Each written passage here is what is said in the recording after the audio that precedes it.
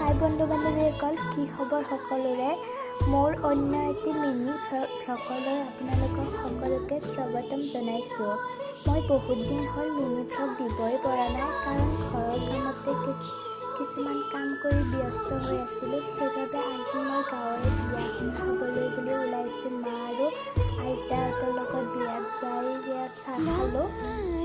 তাৰপিছত চাহ খাই ভাত খালোঁ।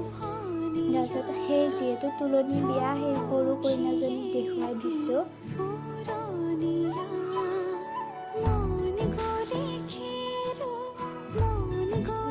বিয়া খাই অহাৰ পাছত তামোল এখন হাতত লৈ আহিলোঁ। বাটত খাম বুলি বিয়াৰ পৰা তাড়াতাড়িকৈ আহিলোঁ, যিহেতু পুৰা ক'লাকৈ বৰষুণ আহিছে। তাড়াতাড়ি ঘৰ পাব লাগে। আজি এইখিনিয়ে ভিডিঅ'টোত, আৰু পুনৰ নেক্সট এটা ভিডিঅ'ত লগ